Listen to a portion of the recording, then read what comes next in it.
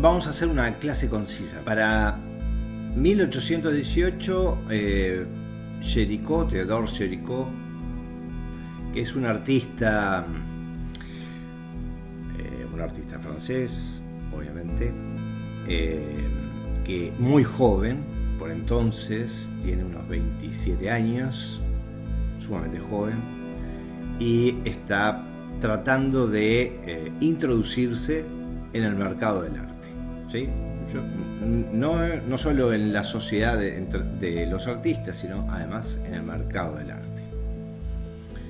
Francia entonces ha dejado atrás la época de la Revolución y los Borbones están en el poder.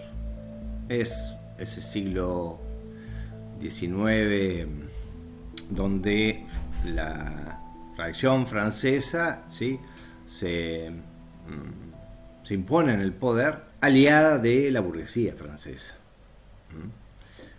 Eso progresivamente va llevando a una sociedad de una fuerte confrontación que va a dar lugar a sucesivas revueltas, revoluciones, insurgencias. Una de ellas por 1830, otra por el 48 y más adelante también. Pero esta restauración borbónica dejaba, en cierta manera, la idea, dejaba ver que había una cierta continuidad con el pasado, ¿sí?, el pasado monárquico, y ese pasado monárquico se asociaba especialmente, o aún persistía, en la pintura galante, en la pintura de la retratística realista o real de los monarcas, de la aristocracia, ¿verdad?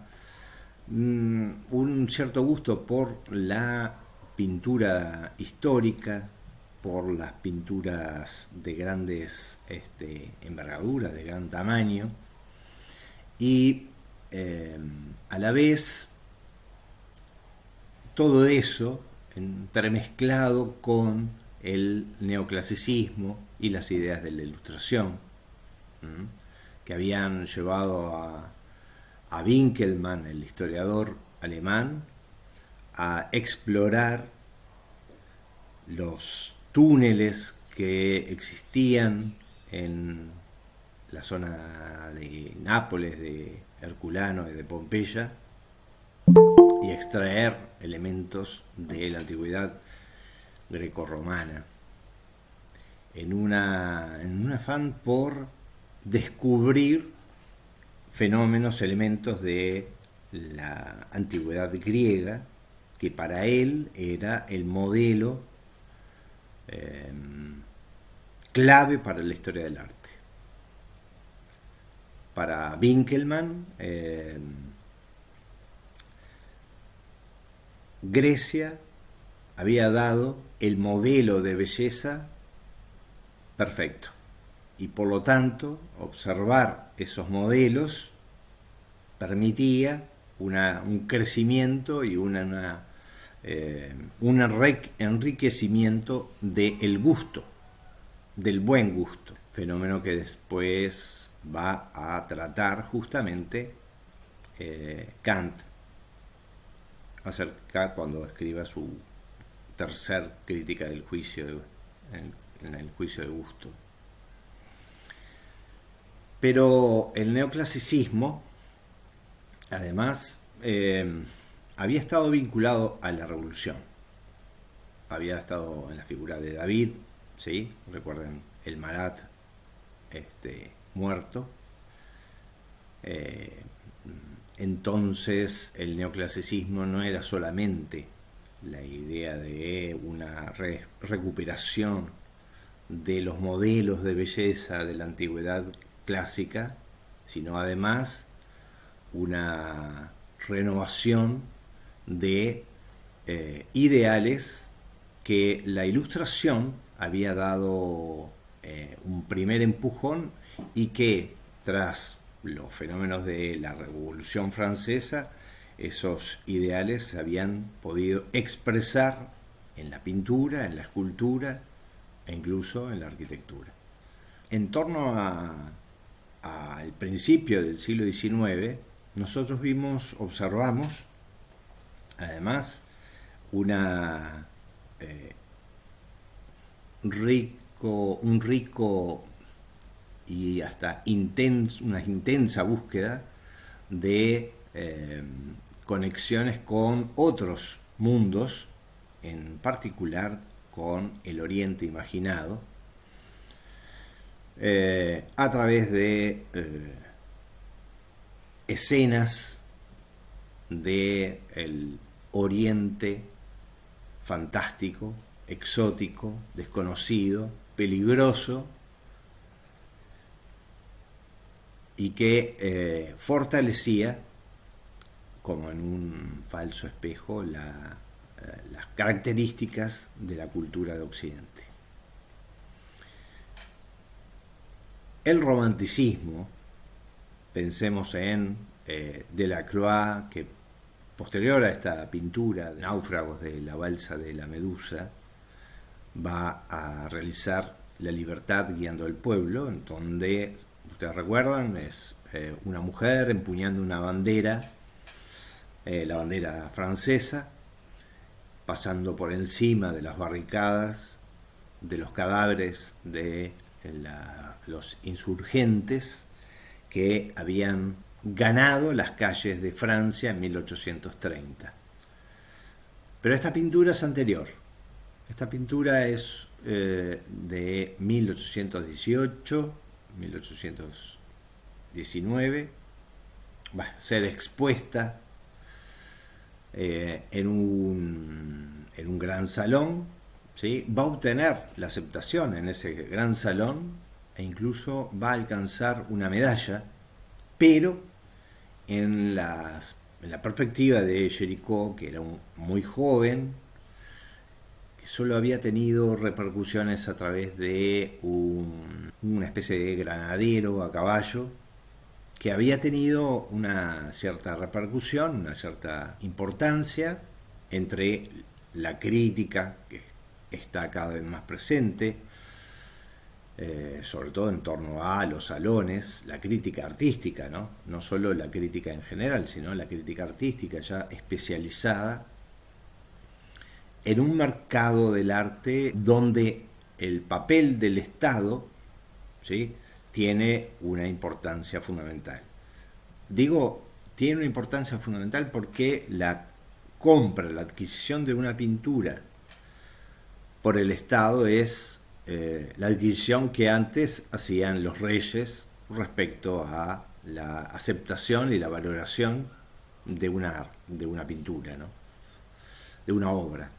Es decir, la gran consagración era que el Estado, el monarca, adquiriese esa obra, y con eso el artista era, digamos, obtenía un reconocimiento el más importante. Pero Géricault elige como tema, sí, es verdad, en muchos aspectos sumamente romántico. En este caso, el de La balsa de la Medusa es la historia de una excursión, un grupo de barcos que emprenden el viaje hacia Senegal, donde iba un contingente de soldados.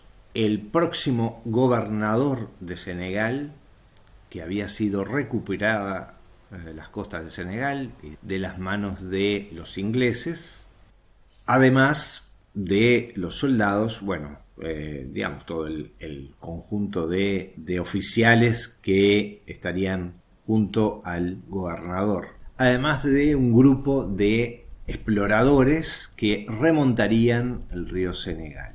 En este caso, este viaje es un viaje de recuperación de la colonia, que venía perdiendo muchas colonias, muchas de ellas en el combate con los ingleses, y otras las luchas de independencia que se habían iniciado, por ejemplo, en Haití o en otras partes. Y esa exploración, ese viaje de recuperación de la colonia de Senegal,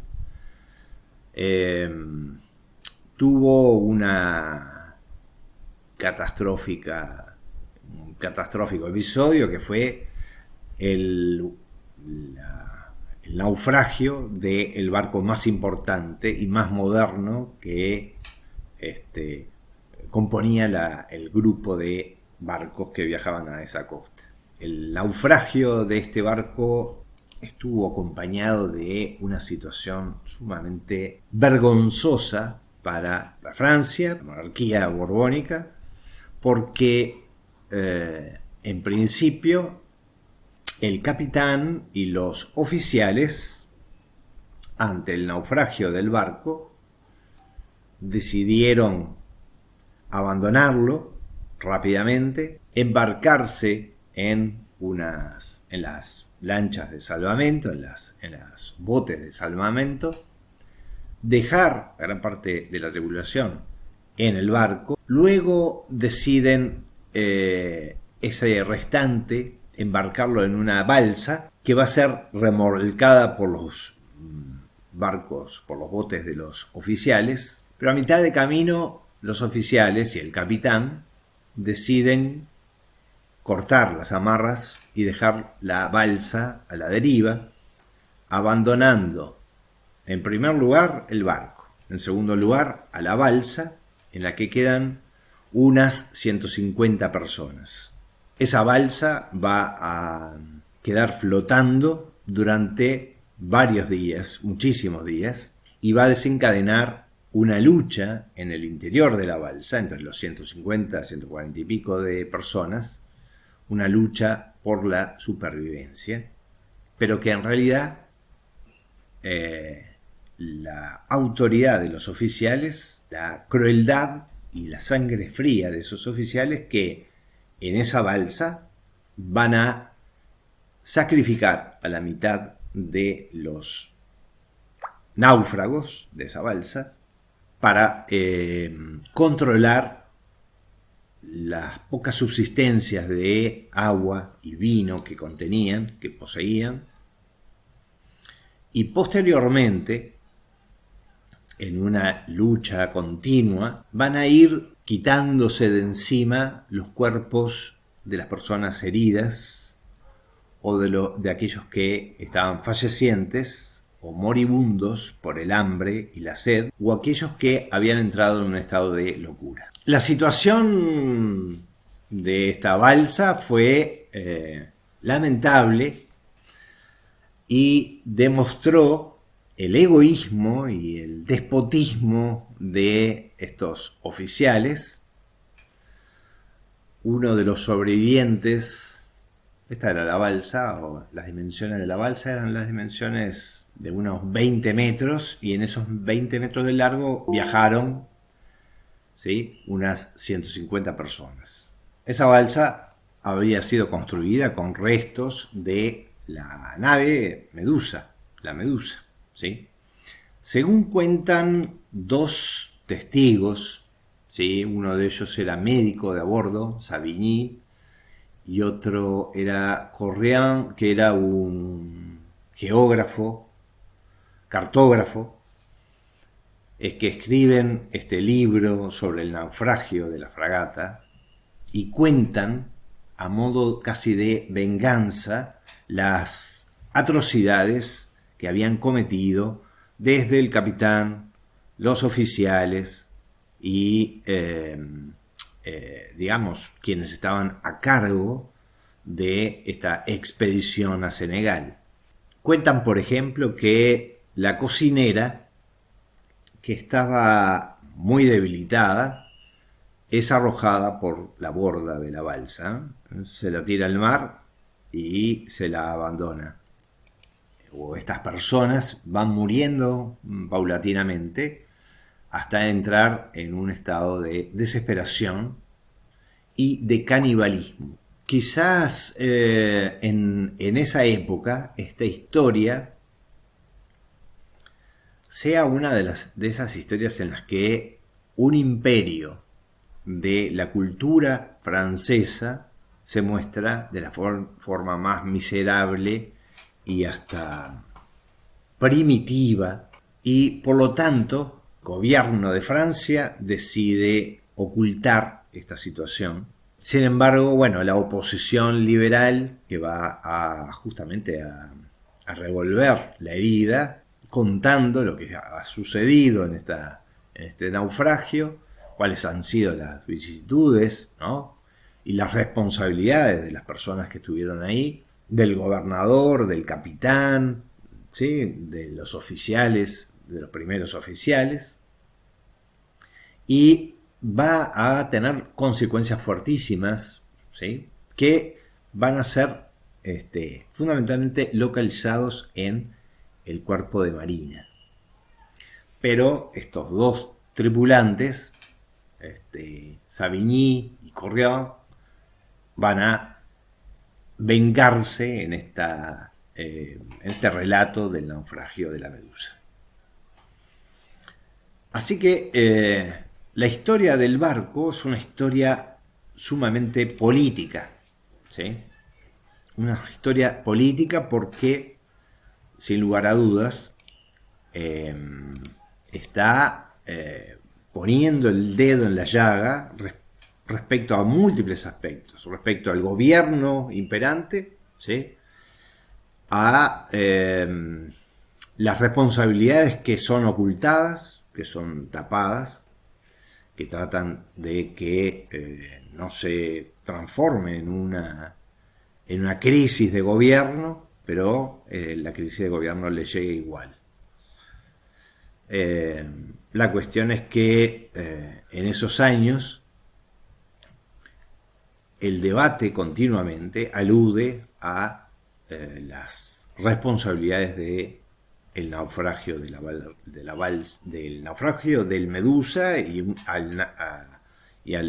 a lo que sucedió entre los supervivientes de la balsa, ¿sí? Ambas cosas, no solamente la balsa, también además lo que sucedió con el barco, porque el barco fue conducido por un capitán que no había sido capitán desde hacía 25 años, pero los Borbones lo habían premiado luego de acabar con Napoleón, ¿sí? Lo habían premiado con el cargo de capitán. Así que este señor había tenido el privilegio de ser, digamos, agraciado con el cargo de capitán, y fue el que terminó encallando en un banco al navío La Medusa.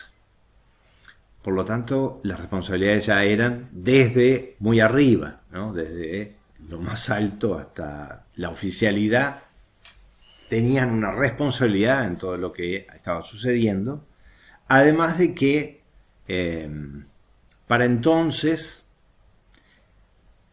y desde Napoleón, Francia había vuelto a la esclavitud, ¿sí? Es decir, Napoleón, la revolución había terminado con la esclavitud, Napoleón la había restaurado, y en la etapa, en este principio del siglo XIX, ¿sí? Se va a mantener, creo que hasta 1848 aproximadamente, ¿sí? Hasta mitad del siglo XIX se continúa o se retoma la esclavitud en Francia y en las colonias, sin lugar a dudas. De ahí que algunos de los marinos empleados, ¿sí? Sean de origen africano. Es decir, esto habla de esta pintura. Está poniendo el dedo en la llaga en materia política, pero está metiendo el dedo en la llaga en lo que representa Francia, ¿sí? Como ejemplo de civilización frente a los lugares donde domina, ¿sí? Los lugares de barbarie, que son los lugares de América o de África o de Asia. La expedición para volver a obtener las colonias de la costa de Senegal, en principio están abocadas al comercio, de materias primas, pero se tiene la esperanza de, gracias a esa exploración del río del Senegal, obtener nuevos elementos de riqueza que favorezcan el desarrollo de la metrópoli francesa. El inicio de esta nueva etapa colonial no puede ser peor, entonces. La elección de Jericó, entonces, es una elección, podríamos llamarle, no es una elección política, ¿sí? Pero lo es, sin lugar a dudas, pero su elección tiene que ver mucho más con su protagonismo como artista, ¿sí? Hay algo en Jericó que le dice, bueno, este tema es un tema sumamente polémico, la población ávida de ver imágenes hasta por ahora no tenemos la fotografía, faltan unas décadas para que llegue la fotografía, pero ávida de imágenes, va seguramente a observar esta pintura de los náufragos como un fenómeno sumamente taquillero, ¿sí? Así que su elección es de una estrategia vinculada al desarrollo de su carrera como artista, más que vinculada a sus posiciones políticas, ¿sí? Pero sabe que en ese escándalo que es el naufragio de esta balsa, él por lo menos puede salir beneficiado en las repercusiones que puede tener esta pintura. Esta pintura no es una pintura pequeña, ¿no? Es una pintura bastante grande, ¿sí? Imagínense, es toda una pared de cuerpos, cadáveres, personas que se están peleando entre sí, que se están empujando, o que se están sosteniendo, sosteniendo el cadáver de otros integrantes. Jericó decidió titular la pintura como Náufragos en una balsa o Balsa de los náufragos, sin aludir a la Medusa, al barco original. Es decir, tampoco quería que le inhabilitaran la exposición, ¿no? Si bien quería crear un impacto potente en los espectadores, no por eso quería, digamos, autoboicotearse, porque en definitiva se hacía esa alusión, probablemente se la hubieran vetado. Yo pienso que esta pintura expone muchísimos elementos del romanticismo, pero expone muchísimos elementos de otras cosas que no son el romanticismo. Por eso yo les traje un pequeño resumen de algunas características marcadas sobre el romanticismo. Algunas características: el rechazo al neoclasicismo y a la ilustración. Respecto a las ideas de la ilustración y al rechazo al neoclasicismo, estos artistas, ¿sí?, no como Jericó, fundamentalmente, no tienen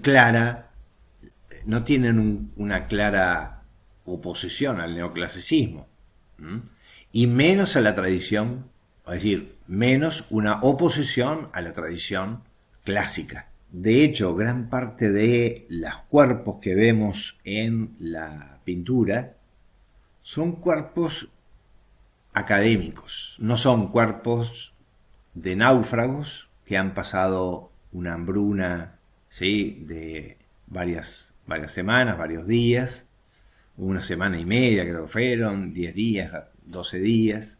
Podríamos vincularlos con algunos cuerpos de las pinturas de la Capilla Sixtina de Miguel Ángel, que tanto admiraba Jericó, ¿sí? Si bien esta pintura trata de ser una pintura documental del fenómeno, los cuerpos que elige para describir a los personajes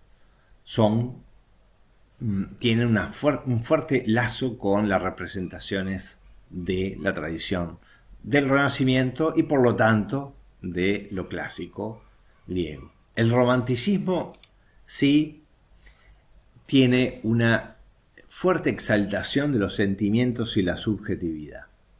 La exaltación de los sentimientos, ¿sí?, era algo que el clasicismo, el neoclasicismo, había contenido para dar lugar más a aquello que era lo racional, la exaltación de las ideas de la Ilustración por encima de aquellos elementos que tuviesen que ver con la subjetividad y las sensaciones o los sentimientos.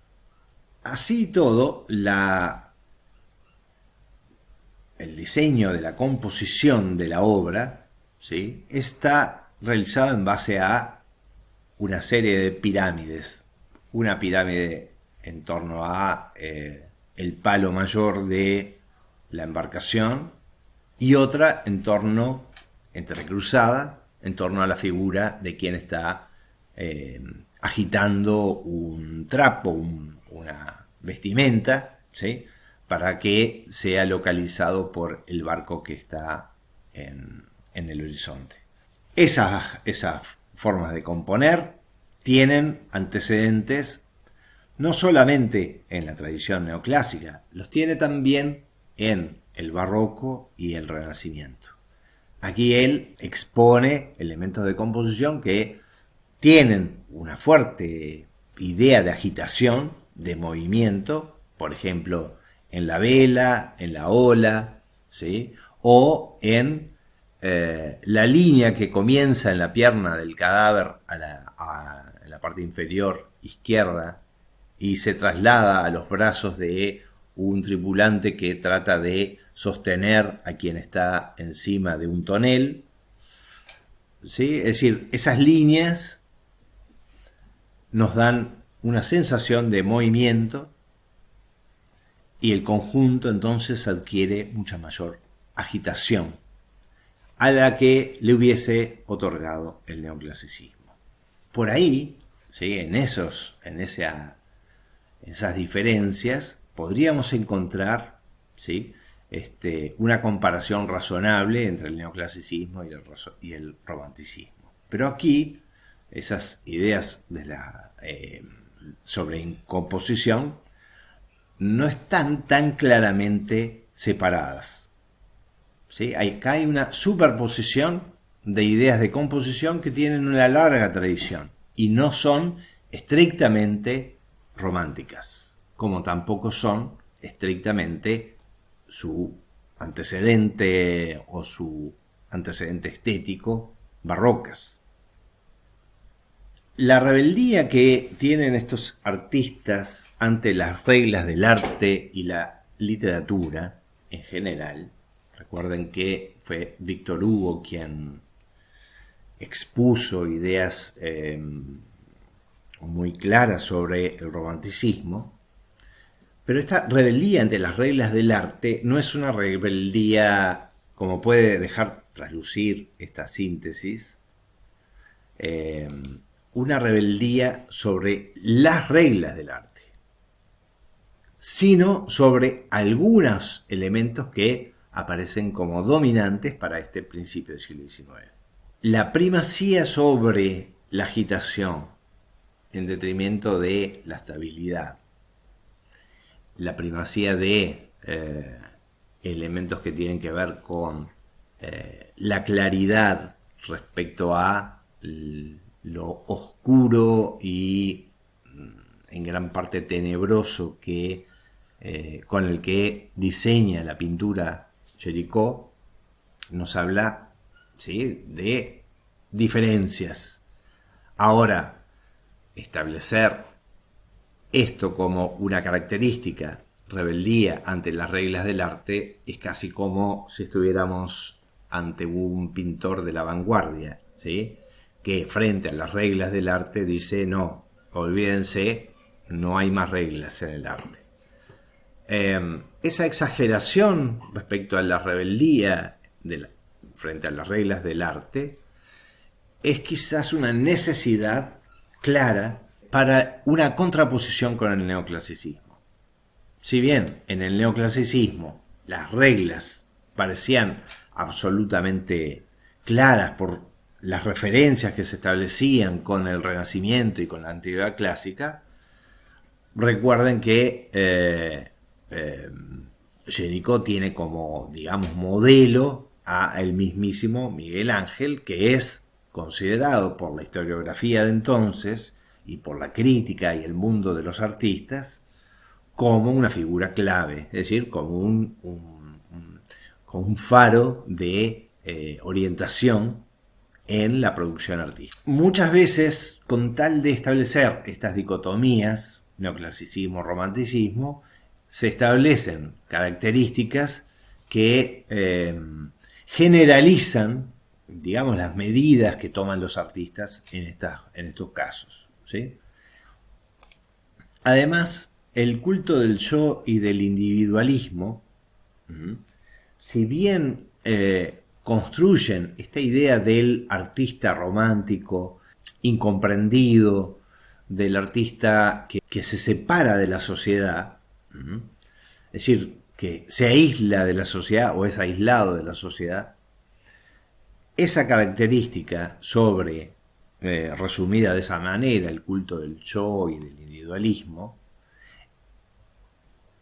no permite o está negando, ¿sí?, un culto del individuo que viene desarrollándose desde el Renacimiento, ¿sí?, desde los autorretratos de Durero o los autorretratos de diversos artistas italianos para acá, hacia este momento, ¿sí?, ese aspecto del individuo, del individualismo en el arte está presente. El romanticismo lo que hace es darle una forma a la figura del artista. Es en el contexto de un mercado del arte, ¿sí?, que en gran medida es capaz de pasar por encima la obra de cualquiera de estos pintores o escritores, negarle la posibilidad de un reconocimiento o de su éxito, ¿sí?, porque no es publicado o no es aceptado en los salones o porque el mercado, fundamentalmente constituido por burgueses y aristócratas, no acceden a obtener estas obras. Es capaz de sacrificarse por el arte. Lo único que no puede aceptar el artista en este momento, cuando el mercado del arte está determinando su futuro o su vida, ¿sí?, es que él se vende al más bajo precio de la necesidad. Cosa que esta pintura, la Balsa de la Medusa, como comenzamos diciendo, tiene fuertemente impregnado. Es decir, esta pintura es una pintura que va a producir un impacto en la población, en la opinión pública, en el público asistente a estas exposiciones, y le va a permitir al artista un reconocimiento más allá de que la monarquía o la aristocracia reinante no lo acepte. La historia del barco de la Medusa y lo que sucedió en torno a el comportamiento del capitán, del futuro gobernador de Senegal, lo que sucedió con los oficiales y la lucha contra los marineros y demás integrantes del barco, obviamente que marcaron el prestigio de la monarquía y por lo tanto tiene fuertes repercusiones políticas el elegir este tema para la pintura.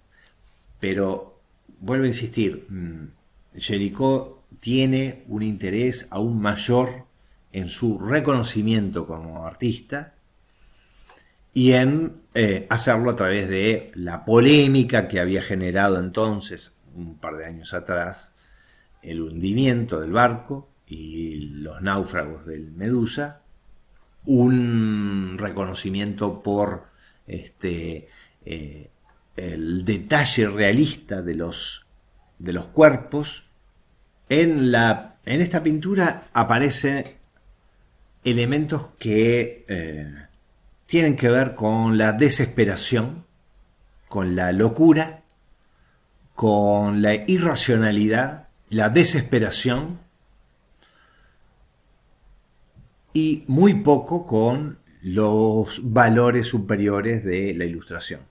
Pero aparecen estas figuras que son de una crueldad, casi una sensación de traumatismo. Esta, por ejemplo, es la figura de, o le llaman la figura de el padre con el hijo, ¿no? Está sosteniendo un cuerpo en el estado de la melancolía. Está representado en esa idea de la melancolía. Aquí podemos ver, ¿no? Este cuerpo a la izquierda inferior, que parece estar la mitad de su cuerpo sumergido en el agua. En la parte inferior hay otro que está dejando flotar su cabeza en el agua. Gran parte de la descripción de la balsa nos habla sobre, bueno, es una balsa que se fue descomponiendo y desarmando progresivamente, y en general podemos observar africano en el fondo de un africano, quien está alzando la mano y queda, digamos, es quien va a narrar después la historia del naufragio, el médico de a bordo, que va a contar que fue una decisión inevitable la de el sacrificio de los moribundos, como el de devorar restos de cadáveres. Todo eso en una situación de desesperación. Este médico después va a escribir sobre justamente los estados de desesperación y de locura en situaciones de naufragio. De cierta manera va a teorizar sobre justamente este aspecto. Otros detalles. Este es el cuerpo que yo les decía.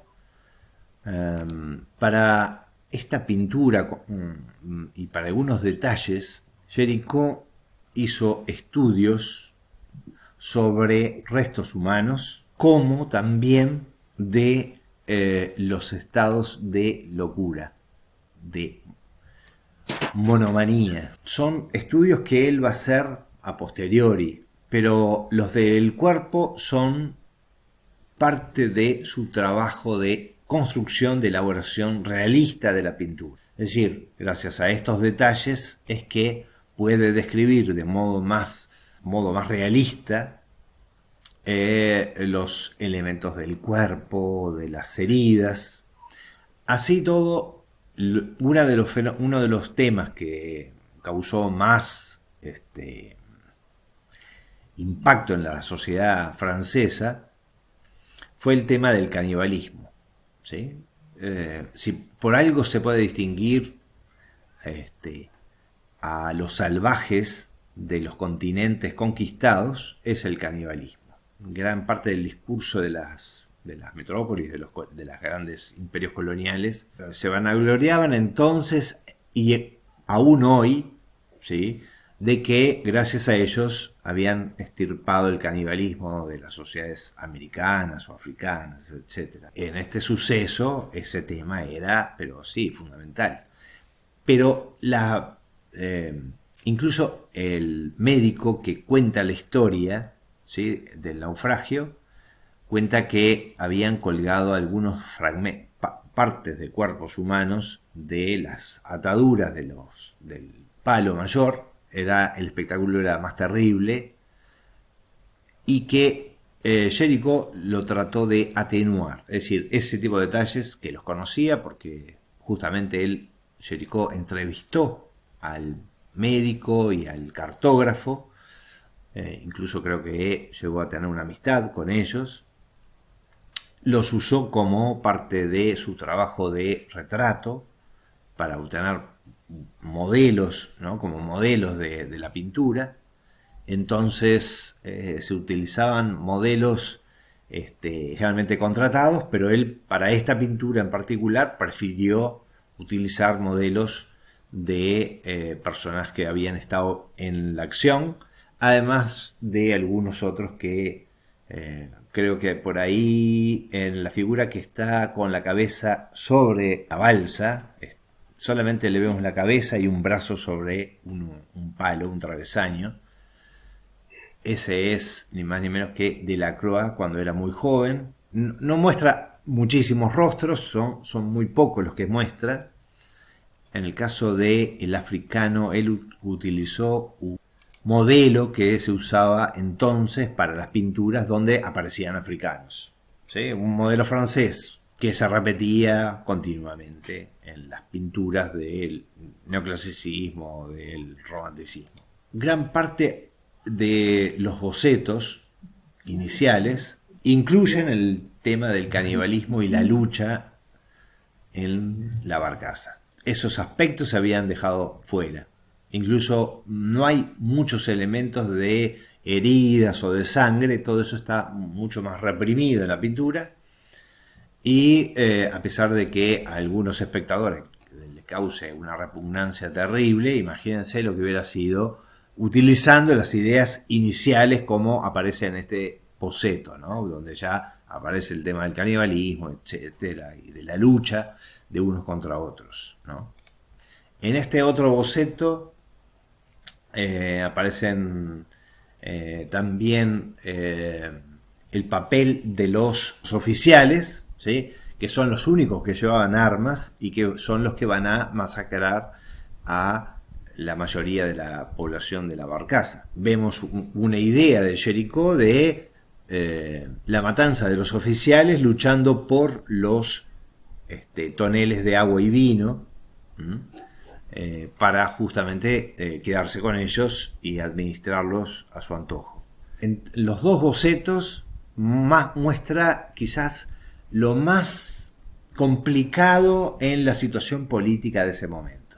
Quizás el resultado final, ¿sí?, es más neutro en materia política, ¿sí? No hay alusión a los oficiales, como tampoco hay alusión al canibalismo y a la lucha de todos contra todos, sino solamente la esperanza en la salvación y una tragedia ya consumada, ¿no? La de la muerte, etc. De todas las ideas, esta es la más inocente que se le pudo ocurrir a Géricault. Claro que en un entorno sumamente dramático, ¿no? La iluminación, como la oscuridad en la que envuelve los cuerpos, la idea de una tormenta o de una situación tormentosa, según cuentan los narradores del naufragio, el día que fueron rescatados no había una tormenta, sino que esta es la escenificación que se le ocurre a Géricault. Profe, una cosa que me surge mirando el cuadro, para mí tiene como dos partes. La parte de atrás del mástil para atrás es como que hay calma, hay, yo que sé, aceptar la suerte que tienen, hay muertos a este hombre pobre que se le murió no sé quién, si es el hijo o no, por eso es el padre. Sí. Está todo quieto. Y del mástil para adelante todo lo que hay es una energía por vivir, por salir adelante, porque tienen esperanzas. Es como eso que no me da repulsión este cuadro, me da tristeza, me da angustia, pero no me repugna, no me da repulsión. Sí. En la época, seguramente más que repulsión, diese vergüenza. ¿Sí? Porque no se trata de una victoria en una batalla, sino los restos de un crimen cometidos por digamos, los representantes máximos de esta expedición, ¿sí? Y por los oficiales y por quienes habían sido, digamos, indicados como los encargados de la expedición, ¿no? Cuando el neoclasicismo se dedica a momentos históricos o hechos reales históricos, como por ejemplo una batalla, ¿sí?, elige aquellos momentos de mayor heroísmo, de mayor representación de los valores positivos, ¿no?, de los valores que exaltan la sociedad europea, ¿no?, la sociedad francesa.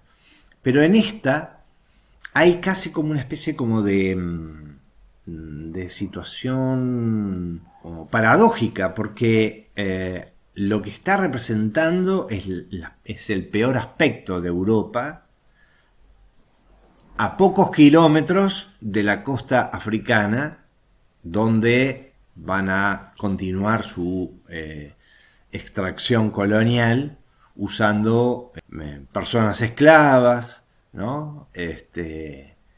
Es una casi como un conjunto de cruces de lo peor de la sociedad europea expresado en una pintura. Y eso tiene que haber impactado de un modo casi traumático.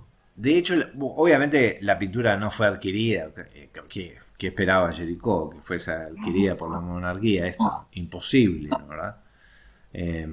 Sino que en realidad esta pintura tuvo un mayor éxito, ¿sí?, en una exposición en Londres. Un privado le contrató la pintura para exponerlo en una especie de museo, como el que estamos viendo ahora, que era un museo con aspectos egipcios, ¿no?, con detalles decorativos egipcios, y que entonces los espectadores en Londres pudiesen observar lo que había sucedido con el fenómeno del naufragio del Medusa. Obviamente que para la sociedad inglesa este espectáculo era un espectáculo que fortalecía digamos, el encono contra Francia, claro. Claro, la rivalidad con Francia, ¿no? ¿Verdad? Los ingleses eran muy dados a construir leyendas negras de españoles y franceses continuamente, así como también lo hacían los franceses de los ingleses, aunque un poquito menos. Pero los ingleses eran muy buenos propagandistas, y cuando este privado decidió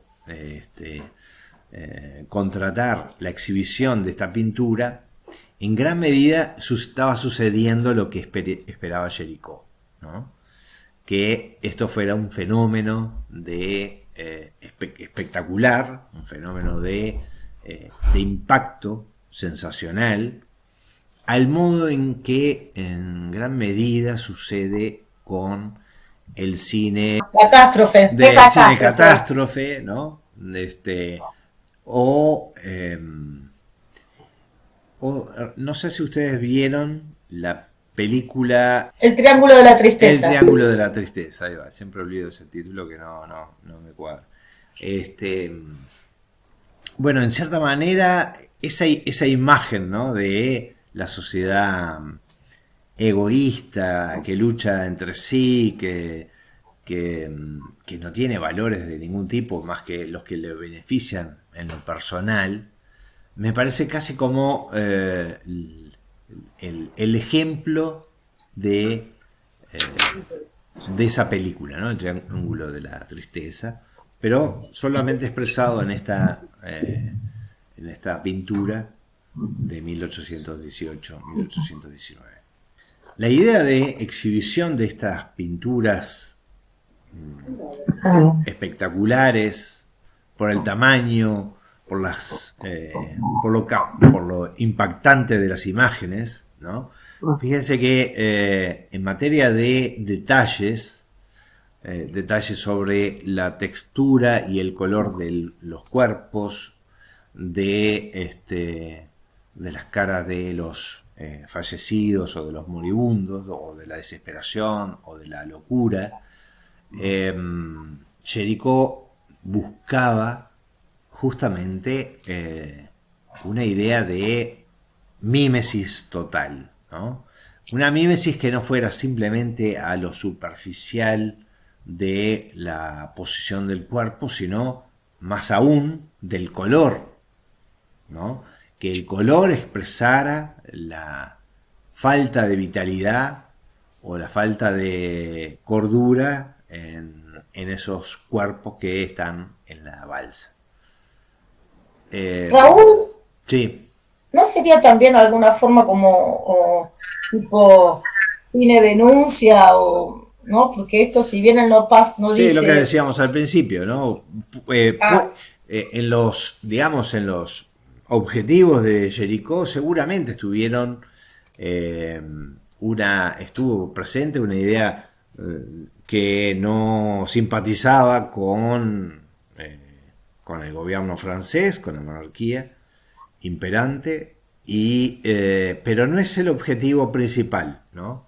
De hecho, los otros bocetos me parecen más cercanos a una crítica digamos, a quienes comandaban y capitaneaban esa embarcación, ¿sí? Y a la oficialidad que generalmente no representa, ¿no? Los cargos que se han obtenido por esmero o por sacrificio, sino a una oficialidad que realmente es nombrada a dedo o nombrada por favores, ¿no?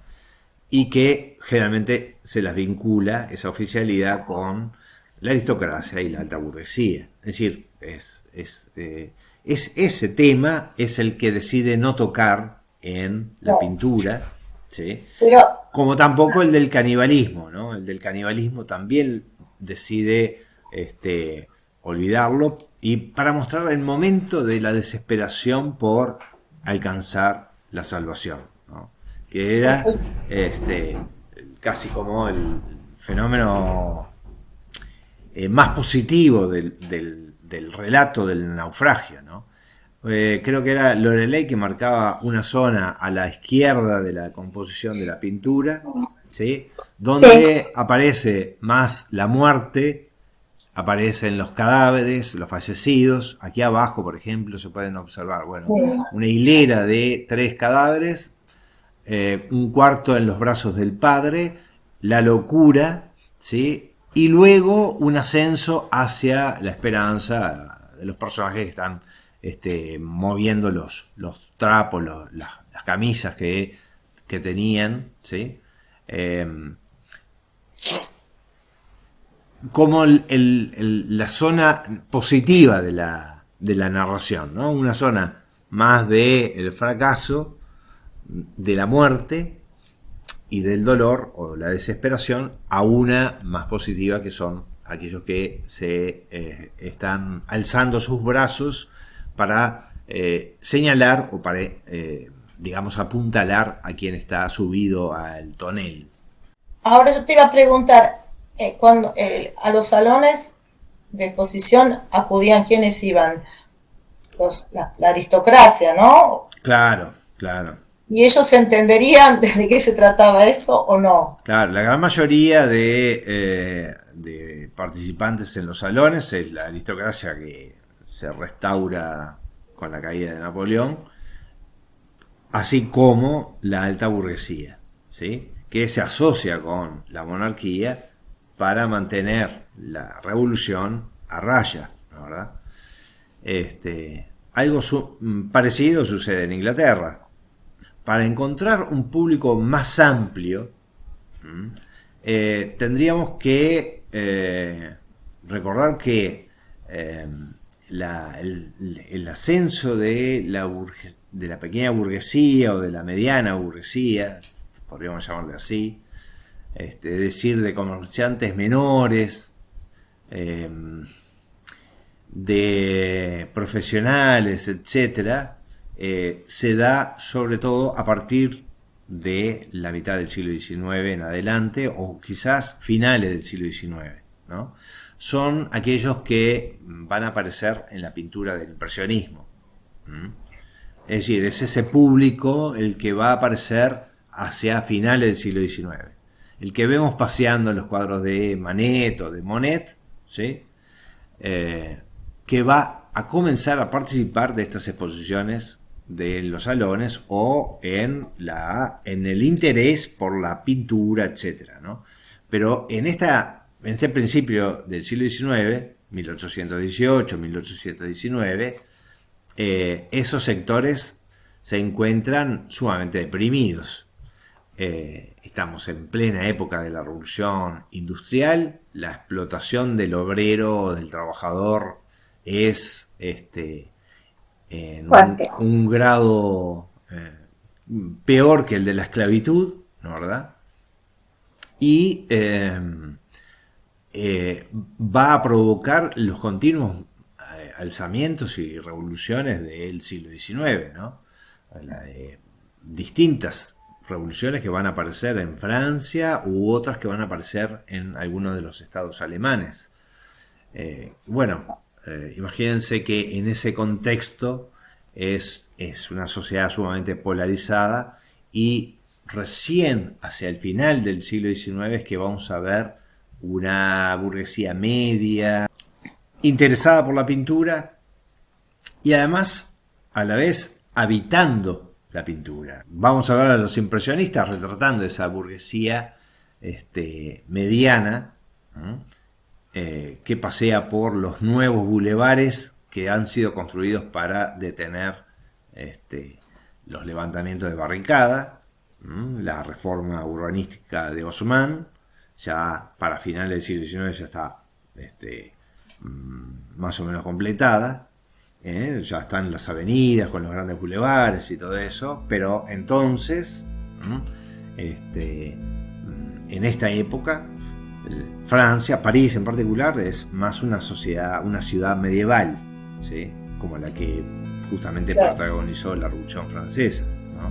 Para ver la sociedad más modernizada, la que va a tener a la Torre Eiffel como su símbolo. Claro, como su símbolo, como el símbolo de ese progreso industrial, etcétera.